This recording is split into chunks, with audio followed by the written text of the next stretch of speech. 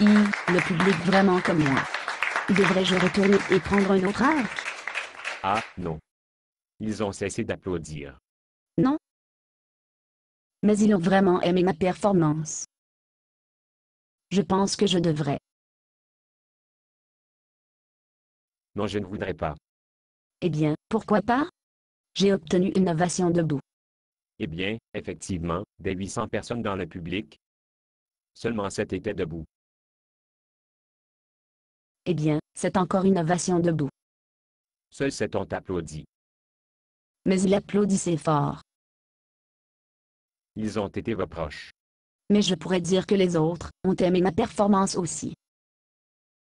Avez-vous les voir à partir de sourire environ les 2/3 du chemin à travers mon numéro? C'est quand j'ai éteint le micro. Vous avez désactivé mon micro? Vos parents ont applaudi parce qu'ils ne pouvaient pas vous entendre plus. Je n'étais pas si mauvais. Vous n'avez pas répété ce nombre à tous, vous avez fait. Pourquoi voudrais-je répéter? Je connaissais tous les mots.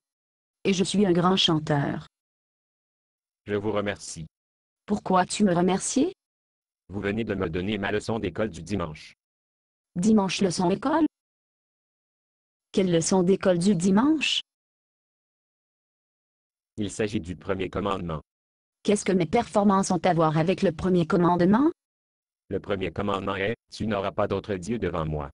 Je suis un grand chanteur. Mon chant ne pas rompre le premier commandement, il l'a fait? Non, vous ne cassez pas des commandements. Écoute, pourquoi n'allez-vous pas répondre à vos proches? Comment avez-vous rappelé ma performance du premier commandement? Laisse-moi voir. Comment puis-je mettre ce? Votre performance m'a rappelé pourquoi Dieu souligne l'humilité comme la première condition pour le salut. Excusez-moi? Prendre les pharisiens comme un exemple. Les pharisiens? Oui. Ils étaient les chefs religieux des Juifs à l'époque de Jésus. Mais ils étaient tellement épris de leur propre perfection, qu'ils étaient sûrs que Dieu n'est plus nécessaire d'envoyer un sauveur. Ils connaissaient les paroles. Ils n'ont pas besoin de répéter. Ils ont été parfaits juste de la façon dont ils étaient. Ils n'ont pas besoin de faire mieux.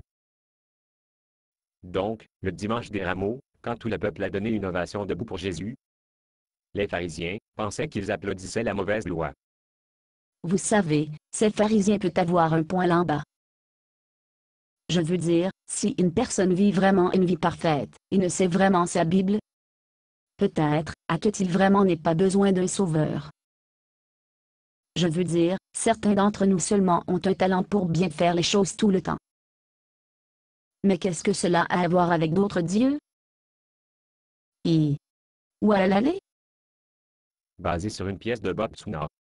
Condition d'utilisation, ne pas vendre une partie de ce script, même si vous le réécrire. Ne payez pas les redevances, même si vous faites de l'argent à partir de performances.